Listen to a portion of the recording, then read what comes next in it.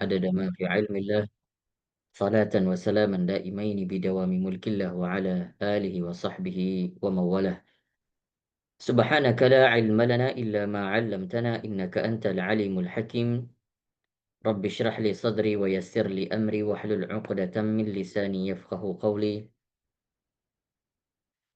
قال رسول الله صلى الله عليه وسلم خيركم من تعلم القرآن وعلمه وقال أيضا من سلك طريقا يلتمس به علما سهل الله له به طريقا إلى الجنة أو كما قال رسول الله صلى الله عليه وسلم. Hamdan wa syukran lillah, puji dan syukur kepada Allah Subhanahu wa taala yang telah memberikan kita kesehatan badan dan juga nikmat yang telah diberikan kepada kita, baik nikmat rohani maupun nikmat jasmani yang sepatutnya kita syukuri. Yang pada alhamdulillah pada malam hari ini kita masih bisa bertatap muka meskipun via Zoom dalam rangka melanjutkan kembali rutinitas kajian kita, rutinitas talaqi Al-Quran kita. Adapun kita doakan saudara-saudara kita atau jemaah-jemaah daripada kita yang sedang kurang sehat badan, Allahumma shfi mardahum, yashfihim shifaan la yughadiru saqama. Baik, hadirin yang dimuliakan Allah Subhanahu wa taala, pada malam hari ini insyaallah kita akan melanjutkan sedikit daripada kajian Syama'il Muhammadiyah. Semoga dengan kita mengkaji kitab tentang spesifikasi ciri-ciri atau karakteristik daripada baginda Nabi besar Muhammad sallallahu alaihi wasallam akan menumbuhkan rasa cinta kita kepada Nabi sallallahu alaihi wasallam, akan menambahkan rasa rindu kita kepada baginda Nabi sallallahu alaihi wasallam. Baik para perindu baginda Nabi sallallahu alaihi wasallam, kita hari ini kita sudah sampai di bab tentang dir'i Rasulillah. Ya, tentang baju perang baginda Nabi sallallahu alaihi wasallam. Kemarin kita membahas terkait dengan pedang Nabi sallallahu alaihi wasallam, dan pada hari ini insyaallah kita akan membahas terkait dengan baju perang yang dikenakan oleh Nabi sallallahu alaihi wasallam. Dir' ini adalah baju perang, ya, baju perang yang dikenakan oleh Nabi sallallahu alaihi wasallam yang berbentuk seperti jaring, ya, tapi terbuat daripada besi atau tembaga yang lumrahnya dipakai oleh orang-orang atau kesatria-kesatria atau pasukan-pasukan di dalam perperangan zaman dahulu, ya. Ya, bukan lagi zaman sekarang. Kalau zaman sekarang tentunya sudah berbeda. Adapun diri Nabi Shallallahu alaihi wasallam itu bukan hanya satu. Ya, tentunya seorang panglima perang yang begitu hebat, yang begitu dikagumi bukan hanya di kalangan umat Islam, tapi di seluruh antero dunia. Akhirnya, dua imperium besar kita lihat Persia dan Romawi tunduk di depan Islam yang saat itu mungkin hanya berskala sebiji jagung. Ya. Tapi subhanallah dalam jangka waktu 20 tahun Islam sudah tersebar ke seantero dunia, dan Rom, Romawi dan Persia akhirnya kelama-kelamaan dalam 20 tahun tersebut redup. Ini kita lihat betapa lama imperium yang besar sekali, ya, antara sebelah kanan tanah Arab dan sebelah kiri tanah Arab. Ya, kita lihat di sana ada imperium Romawi dan Persia. Itu sudah mulai kerajaannya sejak beberapa abad yang lalu, puluhan abad yang sebelumnya, ya, bahkan ratusan abad sebelumnya. Subhanallah, maka selesai imperium besar tersebut setelah ditaklukkan oleh Islam selama 20 tahun di bawah kepemimpinan baginda Nabi sallallahu alaihi wasallam. Dan sampai sekarang Islam alhamdulillah sudah sampai kepada pelosok-pelosok dunia. Meskipun sekarang secara populasi itu umat Kristen masih mendominasi daripada umat Muslim. Ala kulli hal, Nabi sallallahu alaihi wasallam punya punya baju perang itu sekitar 7 baju, ya, sekitar 7 baju perang. Dan setiap baju perang itu Rasulullah Shallallahu Alaihi Wasallam itu memberikan nama-namanya. Ya, makanya kita melihat di hadis-hadis yang lalu itu Nabi Shallallahu Alaihi Wasallam ketika apapun yang ia punya, ya, apapun yang beliau punya, baik pakaian, baik topi, baik sepatu, semua diberikan nama. Nah, maka kalau kita mau mengikuti sunnah tersebut, maka boleh ya memberikan nama-nama kepada benda-benda yang kita punya atau barang-barang yang kita punya. Salah satu salah satu baju perang yang merupakan baju yang paling besar, ya. Baju perang yang paling besar. Namanya Zatul Fudul. Maka Zatul Fudul ini di dalam riwayat Sayyidah Aisyah radhiyallahu anha dikatakan bahwasannya baju perang yang dinamakan Zatul Fudul ini pernah digadaikan oleh Nabi Shallallahu Alaihi Wasallam kepada seorang Yahudi yang bernama Abu Syaham al-Yahudi karena atas kebutuhan pokok. Ya.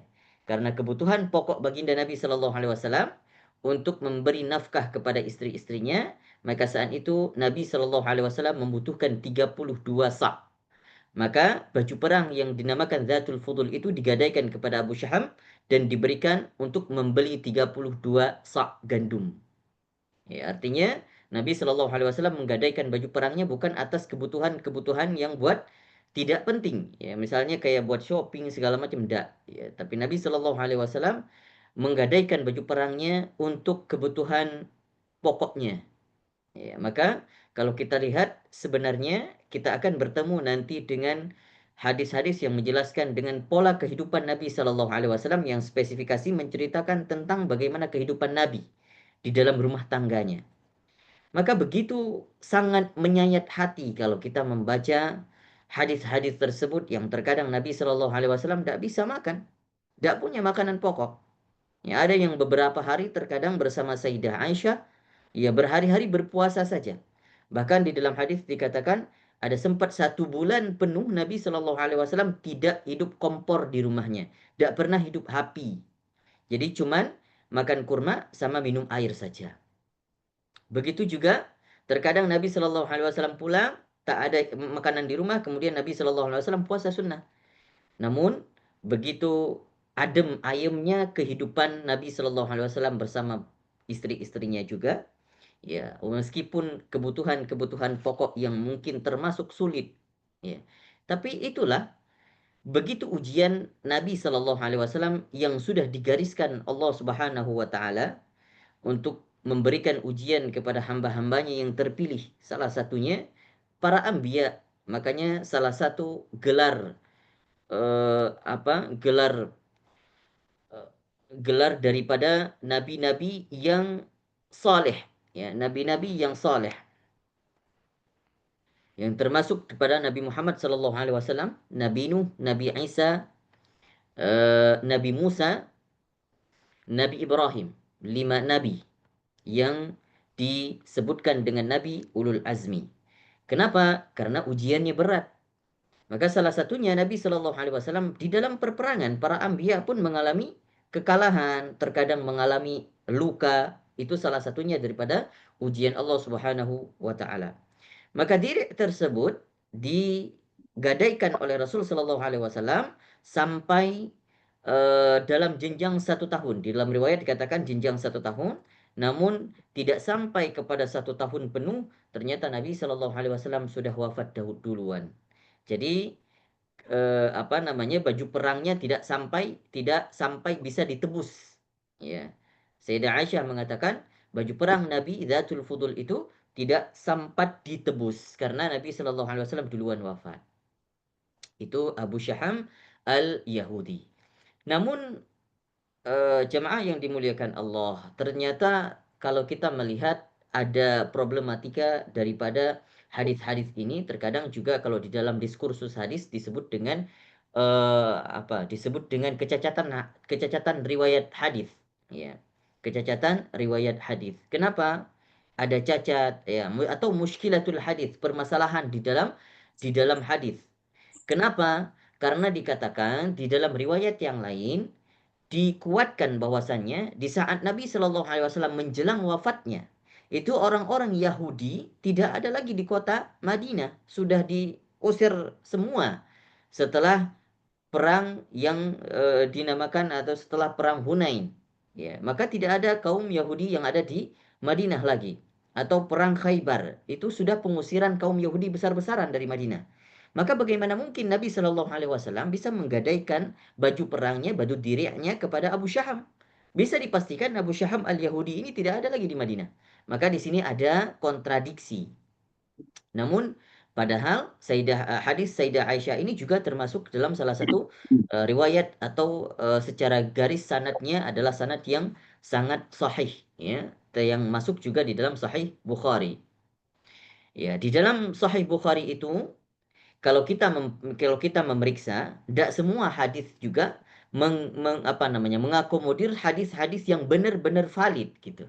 Jadi masih ada hadis-hadis yang masih diperdebatkan, yang masih dijadikan sebagai problematika. Nah, ini adalah tugas-tugas daripada akademisi-akademisi ilmuwan hadis yang kembali melihat, meneliti kembali, ternyata ada referensi yang dijadikan referensi kedua umat muslim, yaitu kitab hadis Sahih Bukhari, maka di dalam itu juga harus diteliti kembali. Apakah ada redaksi-redaksi atau konteks kontekstual hadis yang memang masih kontradiksi antara satu sama lainnya, atau masih kontradiksi dengan ayat-ayat Al-Quran, atau ada sesuatu yang masih bisa eh, dikombinasi antara satu sama lainnya. Nah, artinya saling menguatkan antara teks hadis dengan teks-teks Al-Quran. Baik, maka itulah direk, baju perang, ya, yang dikenakan Nabi Shallallahu Alaihi Wasallam. Kalau kita melihat gambarnya, nah salah satunya seperti ini. Nah, ini adalah salah satu baju perang Nabi Shallallahu Alaihi Wasallam. Ini baju perang itu terbuat daripada besi atau tembaga, seperti jaring-jaring yang mengikuti lekuk tebu.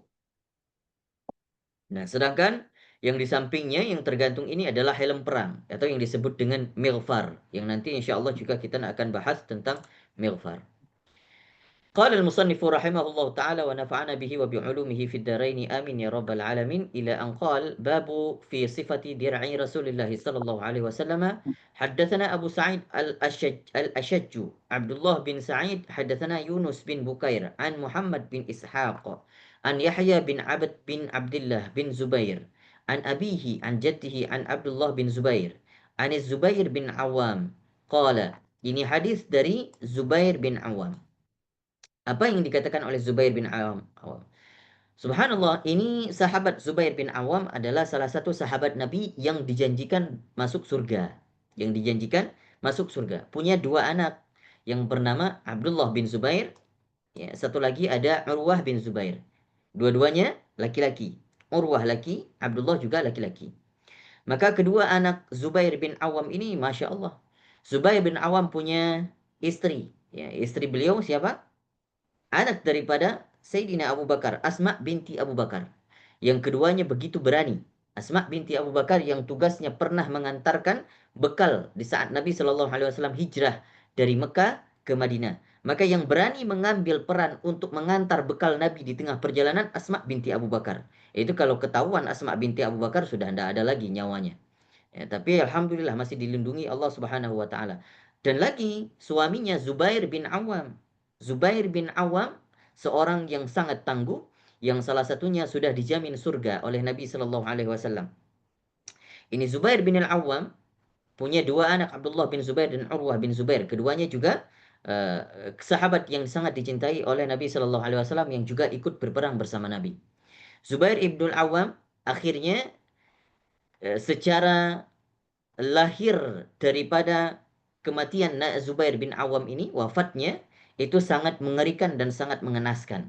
Tapi secara batiniah Zubair bin Awam ini sudah sangat dijanjikan menjadi orang-orang yang mendapatkan mati syahid.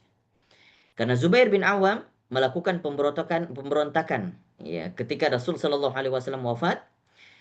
Zubair bin Awam salah satunya adalah orang-orang yang berada di garda terdepan untuk untuk melakukan suara lantang, ya, atau kontra terhadap pemerintahan yang dipimpin saat itu oleh seorang muslim, tapi kejamnya luar biasa. Nah, ini dalam sejarah Islam sudah sangat terkenal namanya. Ya. Namanya adalah Hajjaj ibn Yusuf Ats-Tsaqafi. Hajjaj ibn Yusuf Ats-Tsaqafi. Jadi Hajjaj ibn Yusuf Ats-Tsaqafi ini, Zubair bin Awam pernah meminta izin kepada ibunya. Ya. Kata Zubair bin Awam, wahai ibu, aku mungkin tidak berani untuk pergi melawan, untuk memberontak Hajjaj bin Yusuf Ats-Tsaqafi. Ini Hajjaj bin Yusuf Ats-Tsaqafi, subhanallah. Ini seorang penghafal Al-Quran. Salah satu daripada jasa-jasanya apa? Memberikan titik-titik yang ada di dalam Al-Quran. Nah, ini adalah jasa daripada Hajjaj bin Yusuf Ats-Tsaqafi. Tapi apa yang dilakukan oleh Hajjaj bin Yusuf Ats-Tsaqafi? Wah, subhanallah. Kalau kita baca sejarahnya merinding, Pak. Kenapa? Karena Hajjaj bin Yusuf Ats-Tsaqafi pernah membunuh ratusan ribu umat muslim ketika beliau menjadi panglima saat itu di bawah kepemimpinan Umayyah. Maka beliau adalah algojonya Hajjaj bin Yusuf Ats-Tsaqafi. Kalau ada yang membangkang, kalau ada suara-suara yang subversif, yang tidak pro terhadap pemerintahan Umayyah saat itu, semua ditebas oleh Hajjaj bin Yusuf Ats-Tsaqafi. Padahal penghafal Al-Quran beliau. Ya, tapi wallahu alam bagaimana nasibnya di akhirat nanti, wallahu alam. Ya. Kita tidak bisa menghukum itu. Ya. Maka salah satunya Zubair bin Awam adalah orang yang memberontak Hajjaj bin Yusuf Ats-Tsaqafi selaku di bawah pemerintahan Umayyah saat itu. Apa yang dilakukan terhadap Zubair? Zubair itu digantung, ya, kepalanya digantung di tempat, ya, atau jasadnya juga digantung. Kalau dalam riwayat dikatakan jasadnya itu disula. Sula itu apa ya? Disula itu Dimasukkan dimasukkan apa? Kayak sejenis tombak dari, mohon maaf, dari dubur sampai menuju kepada kepala. Nah, itu namanya sula. Itu adalah kekejaman, hukuman yang paling kejam yang pernah dilakukan oleh Hajjaj bin Yusuf Ats-Tsaqafi. Kemudian bukan hanya disula dan digantung kepalanya saja. Dan itu digantung dan disula di jalan yang dimana Asma binti Abu Bakar sering lewat. Bagaimana tekanan yang diderita oleh Asma binti Abu Bakar melihat suaminya terlalu lama digantung di tengah jalan, diarak-arak di tengah jalan. Tapi subhanallah, ini mental-mental daripada sahabat-sahabiah daripada Nabi Shallallahu Alaihi Wasallam, bukan mental-mental ngalem, tapi mental-mental baja yang semuanya orientasinya akhirat. Maka terlahirlah dua putra yang juga begitu sangat kesatria, sangat heroik, Abdullah bin Zubair dan juga Urwah bin Zubair. Apa yang dikatakan Zubair bin Awam, itu kalau kita melihat juga ada kisahnya Abu Bakar bersama anaknya. Ketika Sayyidina Abu Bakar dengan anaknya Abdullah bin Abu Bakar. Saat itu Abdullah bin Abu Bakar belum masuk Islam. Ya, jadi masih ketemu di dalam perang Badar. Masih ketemu di dalam perang Badar. Karena Abdullah bin Abu Bakar masuk Islam ketika setelah Fathu Mekah, setelah 8 Hijriah. Maka ketika setelah 8 Hijriah itu, apa yang pernah diungkapkan oleh Abdullah bin Abu Bakar, wahai ayahku, dulu ketika kita masih berseberangan, ya, tidak sama, masih tidak sama kepercayaan, engkau masih aku masih di dalam kejahiliahanku, kata Abdullah bin Abu Bakar, seandainya aku bertemu engkau di medan perang saat itu, di Badar, ya, harusnya orang yang paling mudah dan paling cepat aku jangkau untuk aku bunuh duluan adalah engkau. Tapi aku tidak melakukan itu karena aku tidak sampai hati untuk membunuh ayahku sendiri. Dijawab oleh Abu Bakar, wahai anakku, seandainya dulu ketika di perang Badar, andaikan aku bertemu wajahmu duluan di hadapanku, maka yang pertama sekali kuhunus kepalanya adalah kepalamu. Itu kata Abu Bakar. Begitu mental Abu Bakar, karena ketika peperangan terjadi, ini bukan lagi masalah anak dan ayah.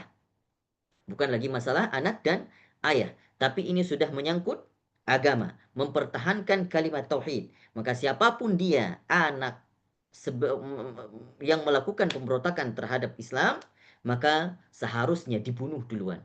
Nah, itulah orang-orang yang mengedepankan orientasi akhirat. Jadi tidak ada lagi kata anak, tidak ada lagi kata saudara ketika bertemu dalam medan perang. Maka prinsip kita umat Islam, siapa saja yang sudah bertemu, yang memberontak ataupun melakukan kejahatan di dalam Islam, maka perlu di eh, perlu di perlu kita mempertahankan Islam dengan cara, ya, kalau misalnya setelah mempertahankan diri ternyata mengancam nyawa, maka seharusnya juga dengan cara berperang. Kata Abdullah bin Zubair, kata Zubair bin Awam apa? Qala kana 'ala Nabi sallallahu alaihi wasallam dir'ani yauma Uhud. Bahwasanya Nabi sallallahu alaihi wasallam pakai dua dir'ah atau dua baju perang ketika di hari atau di perang Uhud. Fanahadha ila sakhrati falam yastati. Saat itu Nabi sallallahu alaihi wasallam ingin naik ke batu besar. Ya, ketika sudah tersungkur saat itu, kemudian Nabi Shallallahu Alaihi Wasallam ingin naik ke atas sakhrah, ke atas batu yang besar. Ternyata Nabi Shallallahu Alaihi Wasallam tidak sanggup. Maknanya apa? Nabi tidak sanggup. Maknanya baju yang dikenakan dua direk tadi, Nabi Shallallahu Alaihi Wasallam memakai dua baju perang yang terbuat dari besi. Karena saking beratnya, wah ini bukan main-main baju perang ini ya. Karena saking beratnya, Nabi Shallallahu Alaihi Wasallam ketika jatuh dan ingin naik, ingin bangkit, tidak sanggup. Karena juga saat itu kondisi sangat melemah. Jadi Nabi Shallallahu Alaihi Wasallam kita melihat bagaimana upaya ikhtiar Nabi Shallallahu Alaihi Wasallam yang sebagaimana kita jelaskan di pertemuan kemarin, meskipun beliau seorang nabi, meskipun beliau mendapatkan mukjizat, ya, sampai kata sahib asy-syifa, ya, beliau mengatakan apa? Nabi Shallallahu Alaihi Wasallam seorang anbiya atau seorang nabi yang dianugerahkan mukjizat oleh Allah Subhanahu wa taala, tapi juga mengalami luka-luka di dalam peperangan, mengalami kesulitan di dalam peperangan. Seandainya Allah mentakdirkan nabi itu banyak yang nolong daripada malaikat, mungkin sudah dari awal sudah dimenangkan. Tapi Allah ingin melihat, Allah ingin menguji hamba-hambanya yang mulia. Termasuk Nabi. Loh kita sekarang malah apa namanya? Malah protes kalau diuji. Nabi aja sudah diuji, maka masa kita diuji sedikit sudah protes. Padahal ujian yang ditimpakan kepada para anbiya tidak seimbang dengan ujian-ujian yang kita dapat. Maka Nabi Shallallahu Alaihi Wasallam saat itu di perang Uhud, subhanallah, sangat-sangat menyedihkan kalau kita lihat kondisi Nabi Shallallahu Alaihi Wasallam. Sampai dikatakan pelipis Nabi itu terluka. Ya. Kemudian sampai helm perangnya itu tertancap ke dalam pipinya, sampai gigi Nabi itu copot dan tanggal ke dalam pipi Nabi Shallallahu Alaihi Wasallam. Subhanallah. Faqada Talhata tahtahu. Kemudian Nabi Shallallahu Alaihi Wasallam ternyata punya sahabat yang namanya Talhah saat itu bersamanya. Apa yang dilakukan Talhah? Talhah akhirnya membungkuk. Nabi Shallallahu Alaihi Wasallam menginjakkan punggung Talhah untuk naik ke atas. Jadi ceritanya saat itu di dalam perang Uhud, ketika perang sudah berkecamuk, maka orang-orang Muslim saat itu sudah dipukul mundur karena Nabi Shallallahu Alaihi Wasallam pernah melarang orang-orang yang ada di Bukit Rumman supaya tidak turun untuk mengutip harta rampasan perang. Karena saat itu kaum Muslimin melihat ternyata kayaknya ini kaum kaum Quraisy sudah banyak yang sudah mati, sudah banyak terpukul mundur. Akhirnya banyaklah terkumpul orang-orang Muslim melihat ini banyak sekali harta rampasan perang di bawah. Ternyata sebagiannya ada yang tergiur dan kembali turun dari Bukit Rumman. Akhirnya apa yang terjadi? Padahal Nabi sudah melarang untuk turun apapun yang terjadi. Tapi umat Muslim saat itu mungkin terperdaya oleh bisikan setan. Akhirnya sebagiannya turun dan kemudian ternyata ada pasukan Khalid bin Walid yang datang apa namanya? Runway dari belakang bukit terus kemudian naik ke atas bukit kemudian diserang dari atas bukit. Subhanallah akhirnya saat itu kocar-kacir barisan umat muslim sampai ada provokator yang mengatakan "Oh, Nabi sudah mati ya. Muhammad sudah wafat. Muhammad sudah wafat. Maka saat itu kaum muslimin sudah pada melemah.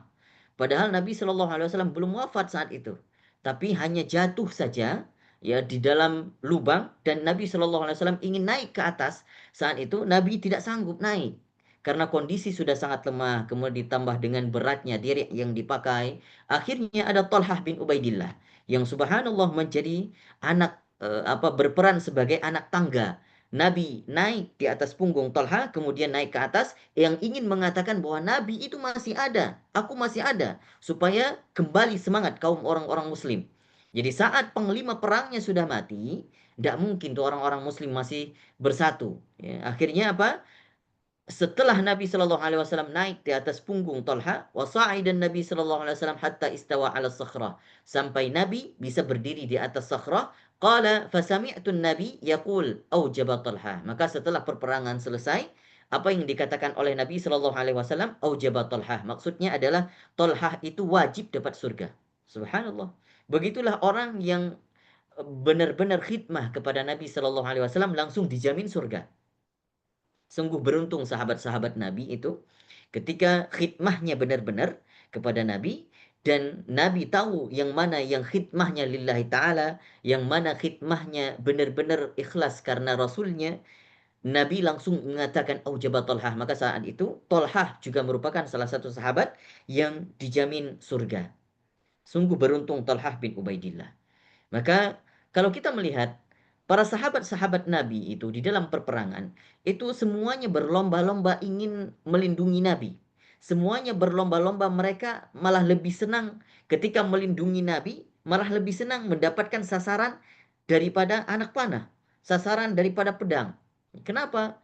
Mungkin bagi mereka ya, subhanallah. Makanya di dalam hadis Nabi itu dikatakan bahwasannya ada orang-orang syahid di dalam surga nanti, sampai dikatakan kepadanya, sal tu'ta.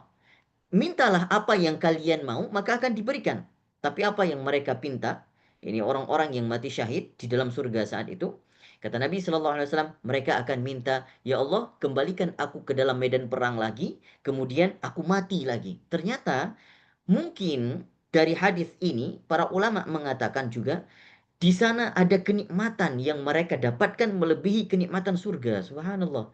Jadi orang-orang yang meninggal di dalam medan perang itu mendapatkan kenikmatan yang mereka mungkin tidak puas kenikmatan itu mereka dapatkan di surga. Tidak sebanding dengan nikmat surga. Maka mereka ingin kembali lagi ke medan perang, kemudian dibunuh lagi, mati lagi. Itulah begitu nikmatnya orang-orang yang memang sebenarnya kita umat muslim ini juga kata Nabi, tidak boleh daripada seorang muslim yang tidak ada niat jihad fisabilillah di dalam hatinya. Ya, maka untuk jihad fisabilillah zaman modern sekarang mungkin banyak cara. Jadi nggak hanya berperang, ya, nggak hanya berperang. Tapi Nabi Shallallahu Alaihi Wasallam melarang bahwa kaum muslimin tidak ada sampai jangan sampai ada di antara orang muslimin itu yang menjadi sosok yang tidak ada niat jihad di dalam hatinya. Baik, itulah hadis yang menjelaskan tentang diri, dan kemudian hadis selanjutnya hadatsana Muhammad bin Abi Umar hadatsana Sufyan bin Uyainah an Yazid bin Khusaifah an Sa'ib bin Yazid an Rasulillah sallallahu alaihi wasallam kana alaihi yauma Uhud dir'ani qad dhahara bainahuma. Ini juga mengatakan bahwasanya Nabi sallallahu alaihi wasallam saat itu pakai dua diri. Ya, dua diri. Ya, Nabi adalah orang yang ahli tawakal, orang yang sudah sangat dekat dengan Allah, seorang panglima perang yang memang benar-benar hebat dan memang benar-benar ahli di dalam medan peperangan. Tapi Nabi Shallallahu Alaihi Wasallam tetap memakai pengaman yang begitu luar biasa, sampai memakai diri dua lapis, kemudian memakai helm perang, lengkap dengan pakaian perangnya. Maka Nabi Shallallahu Alaihi Wasallam begitu sangat benar-benar melakukan maksimal totalitas di dalam ikhtiar. Selanjutnya, hadis yang menjelaskan tentang mighfar. Mighfar ini adalah helm perang Nabi. Ya, helm perang Nabi. Kalau kita lihat gambarnya, ini salah satu yang tersimpan di dalam top kapi. Ini topi besi Rasul Shallallahu Alaihi Wasallam. Maka kaum muslimin itu terkadang sudah memakai topi besi, tapi di luarannya itu terkadang dililit apa? Dililit sorban. Jadi untuk membedakan orang Quraisy dengan kaum muslimin. Jadi orang non muslim atau selain daripada kaum muslimin kalau berperang dengan orang muslim itu tidak pernah ada yang memakai sorban di atas topi besi. Nah, ini mighfar namanya, mighfar. Maka untuk mengidentifikasi atau untuk membedakan antara kaum muslimin dengan yang lainnya, maka kaum muslimin itu identik dengan ada sorbannya di atas mighfar, di atas helm perangnya. Kata Qutaibah, haddatsana Qutaibah bin Sa'id, haddatsana Malik bin Anas, an Syihab, an Ibn Syihab, an Anas bin Malik. Kata Anas bin Malik, anna Nabi sallallahu alaihi wasallam dakhala Makkah wa alaihi mighfar. Bahwa Nabi sallallahu alaihi wasallam pernah masuk ke kota Makkah ketika Fathu Makkah, dan saat itu Nabi sallallahu alaihi wasallam memakai mighfar. Memakai mighfar. فقيل له هذا ابن خطال متعلق بأستار الكعبة فقال اقتلوه.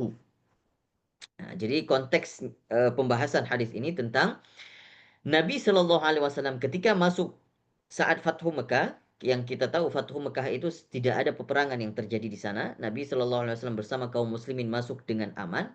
Tetapi saat itu Nabi memakai mighfar, ya, memakai helm perang untuk jaga-jaga. Tapi riwayat yang lain dikatakan, setelah tibanya di kota Mekah dan masuk ke kota Mekah, Nabi melepas mighfarnya, kemudian mengganti atau memakai sorban yang berwarna hitam. Faqila lahu, saat itu ada seorang sahabat yang berbisik ke telinga Nabi, "Wa ya Rasulullah, hadza ibnu Khattal, muta'alliqun bi astaril Ka'bah." Nah, ini yang namanya Ibnu Khattal. Ibnu Khattal itu dia sedang bergantungan di Ka'bah, sedang bergelantungan di kiswah Ka'bah. Faqala uqtuluhu. Kemudian Nabi mengatakan, bunuh dia. Apa daripada cerita daripada Ibnu Khattal ini? Jadi Ibnu Khattal ini adalah seorang munafik yang sudah pernah masuk Islam, kemudian menjadi orang munafik, kemudian murtad kembali. Dan tugasnya Ibnu Khattal ini bersama konco-konconya, bahkan Ibnu Khattal ini punya budak yang tugasnya budak itu sengaja disewa budaknya untuk mencerca Nabi, untuk mengejek Nabi, untuk membuat syair-syair ejekan kepada Nabi Shallallahu Alaihi Wasallam. Maka ini subbun Nabi, ejekan kepada Nabi itu adalah tidak ada maaf dan tidak ada toleransi. Sampai Nabi Shallallahu Alaihi Wasallam menyuruh untuk membunuh Ibnu Khattal, meskipun Ibnu Khattal itu sedang bergelantungan di kiswahnya Ka'bah. Jadi ada undang-undang saat itu bahwa siapa saja yang berada di Ka'bah atau di pelataran Ka'bah atau yang dekat dengan Ka'bah tidak boleh dibunuh, apapun alasannya. Itu undang-undang yang mereka sepakati, orang-orang Quraisy menghargai undang-undang itu, dan juga Nabi Shallallahu Alaihi Wasallam bersama kaum muslimin juga menghargai. Tapi apa yang dilihat, yang dikatakan Nabi ketika melihat Ibnu Khattal, yang Nabi tahu bahwa Ibnu Khattal bersama konco-konconya ini sering mengejek Nabi, sering mengatakan Nabi, sering menggibahin Nabi, sering memfitnah Nabi. Pokoknya ejekan-ejekan yang sangat jelek yang dilantunkan oleh Ibnu Khattal terhadap Nabi Shallallahu Alaihi Wasallam. Maka tidak ada ampun. Ya, apa yang diserukan oleh Nabi, disuruh bunuh dia. Meskipun dia bergelantungan di Ka'bah sekarang, maka tidak ada lagi toleransi untuk Ibnu Khattal. Bunuh dia. Maka akhirnya Ibnu Khattal itu dibunuh. Meskipun dia bergelantungan di Ka'bah, dia mencari perlindungan. Ketika sampai Nabi masuk ke kota Mekah, dia tahu, wah ini saya sudah pasti akan dicari Nabi. Pasti saya menjadi buronan. Loh, kalau begitu saya mencari perlindungan yang begitu aman. Ya udah saya bergelantungan aja di Ka'bah. Nabi nggak akan bunuh saya. Ternyata apa yang dilakukan Nabi? Disuruh bunuh. Ya udah bunuh saja Ibnu Khattal. Ya memang tidak ada ampun orang yang subbun Nabi, orang yang mengejek Nabi. Haddatsana Isa bin Ahmad, haddatsana Abdullah bin Wahab, haddatsani Malik bin Anas an Ibnu Syihab an Anas bin Malik, dari Anas bin Malik juga dikatakan anna Rasul sallallahu alaihi wasallam dakhala Makkah amal fath. Nabi sallallahu alaihi wasallam masuk ke kota Makkah, sama redaksinya seperti tadi, wa ala ra'sihi mighfar, dan di atas kepala Nabi itu ada helm perangnya. Qala falamma naza'u ja'ahu rajulun. Kemudian ketika Nabi sallallahu alaihi wasallam melepaskan mighfar tersebut, ada seorang sahabat yang datang. Faqala Ibnu Khattal muta'alliqun bi astari Ka'bah faqala uqtuluhu. Redaksinya sama, perawinya berbeda. Qala Ibnu Syihab wa balagani anna Rasul sallallahu alaihi wasallam lam yakun yauma idzin muhriman. Maka Ibnu Syihab mengatakan, mengomentari hadis ini, saat itu Nabi sallallahu alaihi wasallam ketika masuk ke kota Mekah, Nabi sallallahu alaihi wasallam tidak dalam keadaan yang sedang ihram. Maka ini diambil oleh fuqaha, oleh para faqih, untuk mengambil satu hukum bahwa siapa saja yang masuk ke kota Mekah tapi bukan keperluan untuk berihram, artinya punya keperluan lain, maka boleh tidak berihram masuk ke kota Mekah. Jadi kalau ada pendapat-pendapat yang mengatakan enggak, yang masuk kota Mekah itu wajib berihram.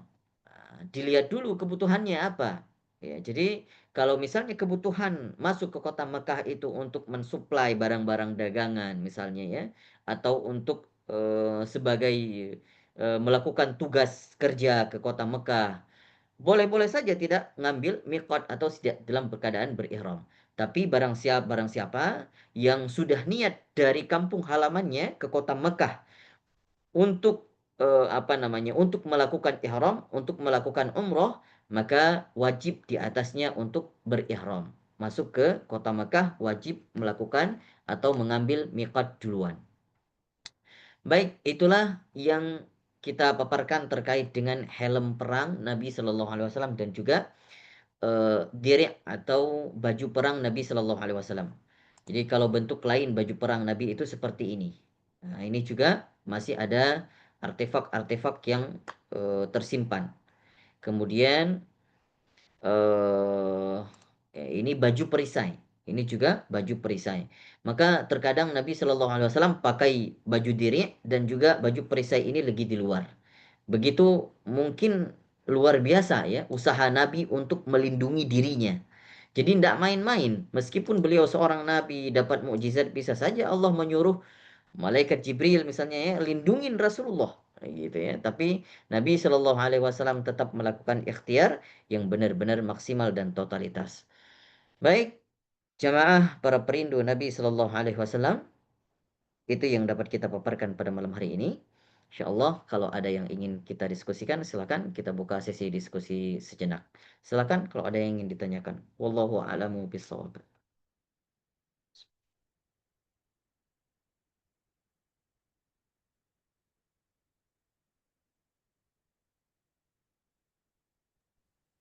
Semoga kalau ada pertanyaan teman-teman. Assalamualaikum Ustaz. Waalaikumsalam warahmatullahi wabarakatuh. Ada dua hadis yang sangat menginspirasi saya Pak Ustaz. Ya. Di antaranya itu adalah Almar'u ma'a min ahaba wa anta ma'a man Ma'aman ahab. ahbaita. Jadi orang akan dikumpulkan dengan orang yang dicintainya. Di hadis yang lain Rasulullah berkata, "Waditu anna lakitu ikhwani." Jadi Rasulullah merindukan saudara-saudaranya yang dimaksud adalah umat akhir zaman. eh, saya kaget juga ya setelah mentafakuri dua hadis ini. Jadi begitu cintanya Rasulullah kepada umat akhir zaman, karena hanya mereka itu karena tidak bertemu dengan beliau, tidak melihat mujizat beliau, tapi mereka beriman kepada syariat Islam. Padahal kalau kita lihat sejarah, para sahabat itu sangat luar biasa, baik pengorbanan materi, jiwa, Betul. maupun perjuangannya. Seperti yang perjuangannya Salman Al-Farisi, dia sempat Betul. menjadi budak untuk mencari hidayah. Kemudian juga Bilal bin Robah yang sampai Betul. dijemur dengan batu yang sangat panas. Kemudian juga umat-umat tabi'in juga luar biasa seperti Imam Hanafi, kemudian tabi'in, Imam Malik, Imam Syafi'i maupun Imam Hambali, semuanya kan luar biasa. Tapi Betul. saya suka berpikir kita dengan kesederhanaan ini begitu cintanya Rasulullah kepada kita. Padahal mungkin kalau dari segi amalan juga tidak seberapa. Dari segi hafalan Quran dan hadis juga tidak seberapa. Jauh, jauh sekali. Iya. Iya. Kalau Imam Ahmad kan sampai 1 juta hadis itu berikut matan, sanad, rawinya semua di Subhanallah. kepala beliau gitu. Ini komentarnya gimana, Ustadz? Karena kadang kita suka nggak pede gitu, seperti Bimbo katakan, bagaimana kita ini hanya dengan cinta yang sangat sederhana, sangat bersahaja bisa mencapai makon yang luar biasa seperti itu, Ustaz. Subhanallah. Ini keistimewaan kita menjadi umat Nabi Shallallahu Alaihi Wasallam yang mungkin memang betul yang dikatakan Ustadz Ibkar. Kadang kita merasa pesimis. Ya, makanya kata Syekh Ali Jum'ah itu dikatakan begini, pernah Syekh Ali Jum'ah mengungkapkan seperti ini. Apa yang engkau rasakan seandaikan Nabi Shallallahu Alaihi Wasallam hidup kembali zaman sekarang? Andaikan ada Nabi Muhammad di apa namanya di suatu negeri, ya saya lihat itu di podcastnya kalau nggak salah ya. Eh, terus ditanyakan kepada Syekh Ali Jum'ah, bagaimana ya Syekh kalau seandaikan Nabi itu muncul lagi di suatu negeri, apakah engkau benar-benar ingin bertemu untuk menjumpai Nabi Shallallahu Alaihi Wasallam atau bagaimana? Apa sikap engkau yang engkau ambil? Kita tahu Syekh Ali Jum'ah ini adalah seorang seorang mufti di Mesir dan sampai sekarang masih hidup juga. Subhanallah, beliau seorang faqih, seorang alim, seorang muhaddis juga dan seorang ahli di dalam bidang ekonomi Islam juga. Ya, banyak multidisiplin ilmu. Nah, apa yang beliau jawab? Seandainya Nabi itu hidup lagi, mungkin saya mau mendekati, mungkin saya mau apa namanya? Mau datang di mana yang ia muncul. Seandainya begitu. Tetapi saya tidak mau bertemu dengannya. Mungkin saya akan berada di tempat yang paling jauh atau berada di salah satu tempat yang gak terlihat oleh Nabi dan hanya ingin diam-diam melihat Nabi saja, tapi saya tidak ingin dilihat oleh Nabi. Kata Syekh Ali Jumat seperti itu. Karena saya merasa tidak pantas dilihat oleh Nabi. Saya takut Nabi melihat saya itu menjadi apa? Menganggap saya itu adalah salah satu daripada umatnya yang gak akan mendapatkan syafaatnya di yaumil akhir nanti. Ini sekelas Syekh Ali Jumat saja mengatakan seperti itu ya. Merasa merasa pesimis gitu. Itu benar yang dikatakan oleh Ustadz Ibkar tadi, apalagi kita gitu ya, yang jauh sekali. Ya. Jadi tapi padahal kalau kita melihat hadis-hadis menelaah hadis-hadis Nabi itu, pada suatu saat Nabi itu sampai termenung. Sampai para sahabatnya datang, ya Rasulullah, kenapa engkau terlihat murung, engkau terlihat sedih? Tapi apa yang dijawab oleh Rasulullah? Aku merindukan, ya, merindukan umatku. Ya, maka kata kata kata para sahabat, ya, bukan kami para sahabat ada di sampingmu, bukan kalian kalian sahabatku. Kalian itu pernah melihatku, pernah hidup denganku, dan apa namanya, aku nggak sampai rasa cintaku rasa cinta saya kepada kalian itu berbeda kepada rasa cinta saya kepada orang-orang yang aku rindukan nanti. Ditanyakan oleh sahabat ini, siapa yang kau rindukan itu sebenarnya? Mereka adalah orang yang hidup di akhir zaman nanti, yang beriman kepadaku, dan mereka tidak pernah jumpa denganku, tapi merinduiku, tapi beriman kepadaku. Ini sebenarnya luar biasa. Sampai Nabi sampai di saat sakaratul mautnya saja, ya, eh, tidak ada lain yang difikirkan oleh Nabi Shallallahu Alaihi Wasallam. Tidak dikhawatirkan terkait dengan apa yang terjadi pada dirinya, rasa sakit yang beliau hadapin, sakaratul maut yang begitu luar biasa sampai Rasul mengatakan, Ya Allah, timpakan seluruh sakaratul maut umat-umatku kepadaku sekarang. Ya, agar mereka tidak merasakan begitu beratnya sakaratul maut. Justru kita melihat ini, ya Allah, ini sosok manusia seperti apa? Sosok manusia semacam apa ada pengorbanan yang luar biasa seperti ini. Jadi justru kita memang benar-benar malu gitu. Kadang ngaku umat Nabi tapi ya solawat aja mungkin jarang-jarang gitu. Ingat kepada Nabi aja mungkin enggak gitu ya. Jadi salah satunya mungkin jadi bahan introspeksi diri kita ya untuk mengaku sebagai umat Nabi tapi gak mencerminkan sebagai umat Nabi gitu. Ya setidaknya eh, kalau ingin mengambil perhatian Nabi banyak-banyak bersolawat saja ya. Mungkin ya memang kita manusia yang lahir di akhir zaman ini banyak fitnah yang kita hadapin, banyak tantangan yang kita jalanin, yang mungkin manusia yang hidup di zaman-zaman Dajjal nanti jadi jauh lebih besar tantangannya karena mereka tidak akan bisa membedakan lagi mana mana yang hak dan mana yang batil. Termasuk sudah termasuk era itu di zaman sekarang. Kita itu sudah kadang sudah susah membedakan mana yang hak, mana yang batil.